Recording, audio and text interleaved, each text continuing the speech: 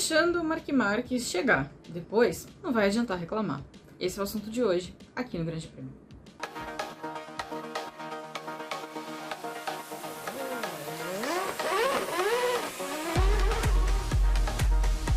Marc Marquez chega ao GP da Emília-Romanha desse fim de semana vindo de 2 vitórias consecutivas, e 2 vitórias em circunstâncias absolutamente diferentes. No GP de Aragão, ele foi dominante, porque aquela é uma pista tradicionalmente muito boa para ele.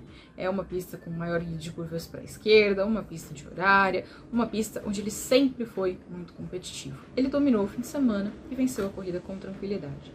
Já no GP de San Marino e da Riviera de Rimini, que foi a primeira visita da MotoGP a Misano nesta temporada, a circunstância foi outra. Teve ali uma chuvinha bem da mequetrefe que acabou mudando as circunstâncias, a condição do asfalto. O Jorge Martin errou a fazer a aposta de ir para o flag to flag, trocar a moto, pegar pneu de chuva, enquanto o Pecco Bagnaia ficou na pista, mas tomando certos tipos de cuidados. Marc Marquez aproveitou, passou na frente e aí ganhou a corrida. Com esse resultado, ele se consolidou ali na 3ª colocação do Mundial de Pilotos e agora com só 53 pontos a menos do que o Jorge Martin, que segue na liderança, mas numa liderança bem apertadinha, porque são só 7 pontos de vantagem em relação ao Francisco Bagnaia. A diferença do Marquez para o Bagnaia é de 46 pontos. É claro que a gente tem que lembrar a circunstância. Marc Marquez tem hoje uma moto que é inferior à moto dos outros dois. Por quê? Martin e Bagnaia correm usando a GP24, que é a moto mais nova da Ducati, enquanto o Marc Marquez tem a GP23. A Ducati já usa essa política, de dar 2 motos do ano e 4 motos do ano e 4 motos defasadas há algum tempo, mas 2024 é a temporada onde tem uma maior diferença entre esses protótipos. Daí o desempenho dos pilotos de Gresini e VR46 não ter sido tão bom até aqui na temporada como a gente viu, por exemplo, no ano passado. Tem uma diferença clara de equipamento, então isso deve ser um fator que vai dificultar a vida do Marc Marquez pensando em campeonato. Ele precisaria fazer frente aos outros dois e muitas vezes, muitas oportunidades, restam 7 corridas, então ainda tem muita chance de conseguir essa virada, mas em termos de equipamento, ele tem aí uma defasagem importante. Agora, a gente não pode esquecer que a gente está falando de Marc Marquez. Marc Marquez que sempre foi conhecido por aquele jeitinho canibal. Eu não estou dizendo que o Marquez é desleal, que é sujo, nem nada disso. Mas Marc Marquez não se vê na briga pelo título desde 2019. Porque 2020 foi aquele ano em que ele quebrou o braço e aí a vida virou um caos e tudo mais. Então é a primeira oportunidade de ele ser efetivamente competitivo e dele efetivamente poder sonhar um objetivo máximo de qualquer piloto que corre na MotoGP. Ou seja, se você alimentar esse bichinho, ele vai acabar te mordendo.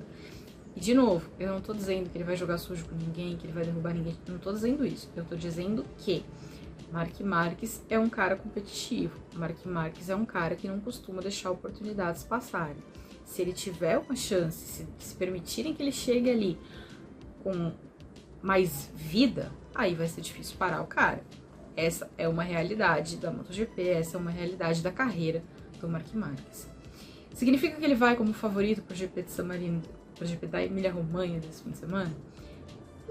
Não. Eu acho que o fim de semana que ele vinha fazendo ali em Misano não era um fim de semana para colocá-lo como favorito, porque ele tinha se classificado muito mal.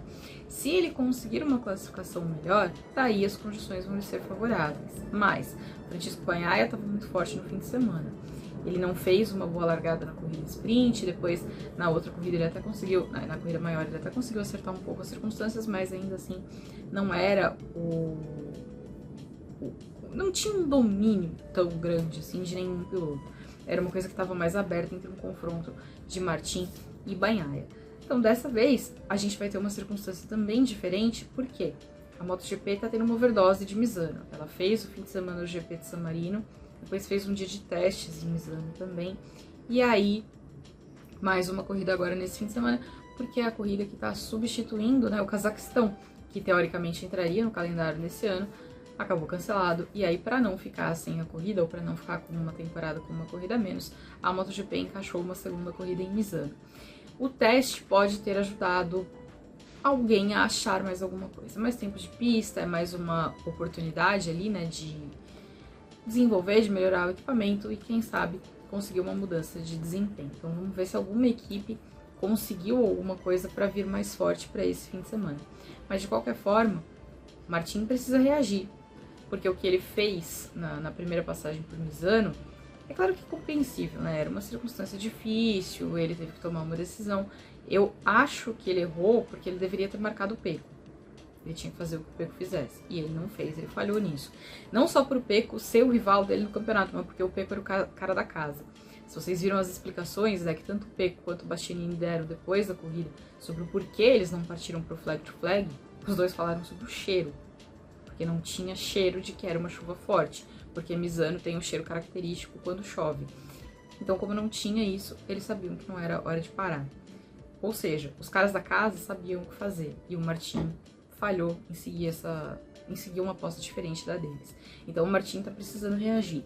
O Pecco, por outro lado, ele estava chegando nessa corrida dolorido por conta do acidente que ele teve com o Alex Marques, e agora, com uma semana de intervalo, deve estar ali fisicamente um tanto quanto melhor, já que ele não tinha nenhuma fratura, nenhuma lesão mais séria. Então deve ter se recuperado, e aí fisicamente a coisa pode ser diferente, o cenário pode ser diferente. De qualquer forma, de novo, é um risco deixar o Marc Marques ficar com tão poucos pontos ali de defasagem. O Marc Marques tem, como de qualquer piloto que está na MotoGP, obviamente, o sonho de voltar a esse título. Mas ele também é um piloto que já mostrou ao longo da carreira que ele sabe ganhar campeonatos, ou não teria ganhado tantos quanto ganhou ao longo da carreira dele. Então, tê-lo ali a 53 pontinhos não é um cenário confortável para nenhum dos dois. Agora, melhor pra gente, né? Porque vai assistir um campeonato que provavelmente vai chegar até a etapa final com uma disputa aberta, pelo menos no Mundial de Pilotos. A gente certamente vai ganhar um espetáculo e tanto. Mas me conta, você acha que Marc Marques tem condições reais de ficar com esse campeonato? Ou ele só vai ficar ali roubando um pontinho de um, de outro e interferindo na disputa como um bom espectador vai gostar de ver?